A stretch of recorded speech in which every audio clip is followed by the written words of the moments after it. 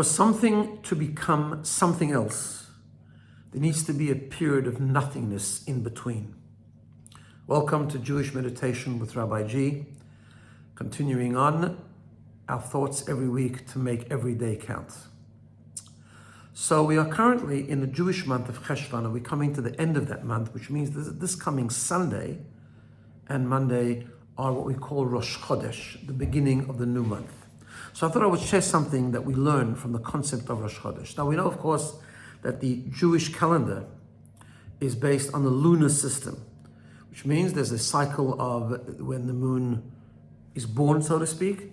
It's always there, but when we can see it, it starts off at a very thin sliver, progresses, continues on and becomes bigger and bigger till the middle of the month, around the 15th of the month, and then wanes and gets smaller until the end of the month, which is the end of the cycle, and then the new cycle begins. It's roughly about 29 and a half days, which is why some Jewish months are 29 days, some are 30 days, based on a very complex system which makes the calendar work the way it does. So this idea that is based on the lunar cycle obviously carries with it a very deep lesson. And the lesson is one of renewal. It's one of becoming something new. There's always, even when we go down, even when we get diminished, even when we sort of beaten down, we can always come back again. And that's the idea of the moon. The moon gets smaller and smaller. And then, of course, it starts again to grow, and it grows strongly until the middle of the month. And then it shows that cycle of growth where sometimes there's failure and then there's growth and so on. But there's one very important aspect that we learn from the cycle. There is a period for a few minutes or for a short amount of time where the moon disappears completely. And only after it's disappeared completely, it doesn't go to a very thin sliver and then start again to grow. It actually completely disappears. And only then does it emerge as something new and start to grow. And this highlights a principle that's spoken about in Jewish wisdom, a principle of real growth. Now, you can have incremental growth where you're doing something good and you do it a bit better and a bit better. That's one type of growth. But then there's sometimes growth where we actually take a quantum leap. We emerge with greater strength. We become completely different the way we were before. There we have a principle that transformation from one state of being to another state of being requires nothingness in between. The example that's often given is if you plant a seed in the ground, the reality is that the seed doesn't just grow into a tree, but actually the seed disintegrates first and then emerges as a tree. Because when you grow into something completely different, it is so important to let go of where you were before completely, to almost have nothingness so that there can be room now for something completely new. Because as long as something of the previous state of being remains, we're kind of still locked into that frame of mind, into that paradigm. A paradigm shift sometimes requires an emptiness in between the two paradigms in order to emerge with a completely new perspective and a new paradigm. In 1977, the Lubavitcher Rebbe, on Simchat Torah on Shmini Atzeret, by the middle of the dancing, suffered a very, very serious heart attack. And there was a miraculous recovery. In fact, when we talk about Rosh Chodesh Kislev, this particular Rosh Chodesh is when he finally went home. He wasn't hospitalized, but they transformed his office into a sort of mini ICU ward, and then eventually he was well enough to go home on Rosh Chodesh Kislev, which since then has been sort of a day of celebration amongst the Hasidim. But there are many stories told in that period, many fascinating stories. One of them, there was one day where they needed to take some blood from the Rebbe, and the Rebbe asked the doctors to explain how it works. So they said that when you put the needle into the vein, whatever the case is, you put something in where there's a vacuum, and then that vacuum draws blood. And the Rebbe says, from everything you can learn something, and he said that he had received a letter from someone who had been complaining that they just feel empty. They feel like low, and they feel like they've lost their enthusiasm and lost their excitement, and just lost their vibrancy. And the Rebbe said, I answered that person that actually it's a good thing.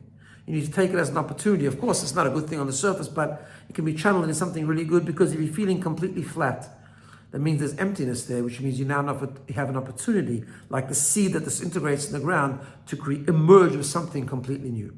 Just like the newness of the month. The new moon, which represents something completely different, emerges after the moon completely disappears.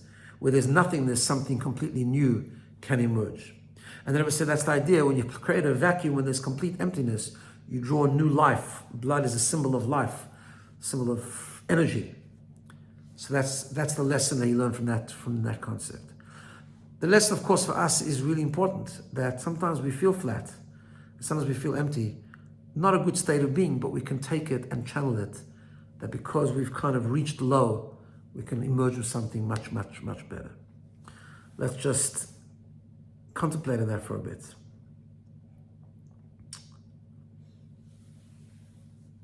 Just remove your distractions, relax. If it makes it better for you, close your eyes and become aware. Focus. Focus on your breath, as we always do, breathing in and out, feeling each inhalation and feeling the sensation of exhaling.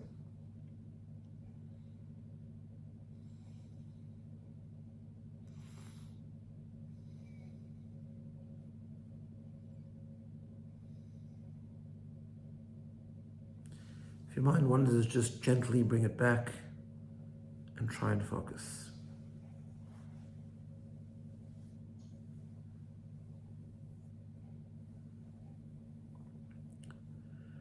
Each breath we take represents the soul. The neshima is the neshama. A soul has so many layers, the complexity of the human machine. The layer of thought, the layer of feeling and emotions, the layer of behavior, the subconscious.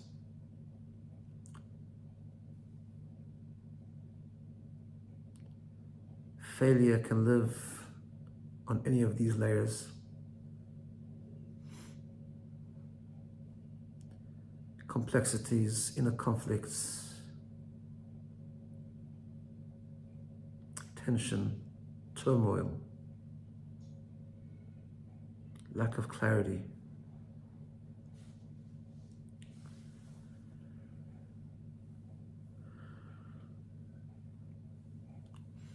But the key to growth is to let go. Strip away the layers. Dig deep. Go deep. When we shed the layers of the baggage we have, we discover the purity of the soul, the opportunity for growth, the infinity of newness.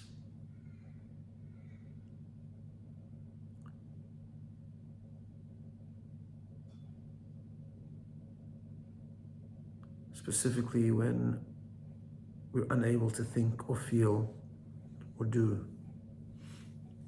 Maybe sometimes numbness. All layers of the soul have disappeared.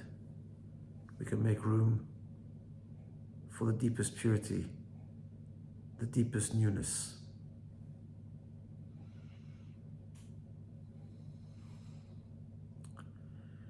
Breathe in deeply and just picture you bypassing every layer of your soul, going to the purity, clean slate, opportunity of growth at the depth of your core, the root of your soul existence.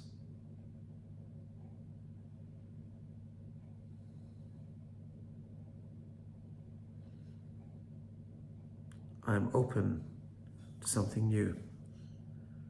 I'm receptive to a paradigm shift.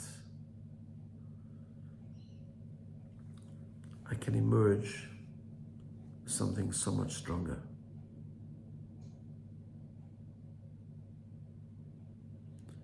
Reflect on that and internalize that. changing the perspective of when we feel low or numb. And every time that happens, we need to just think about the opportunity that it brings to draw new energy, new vitality, a new paradigm reset. Have a wonderful day, everyone.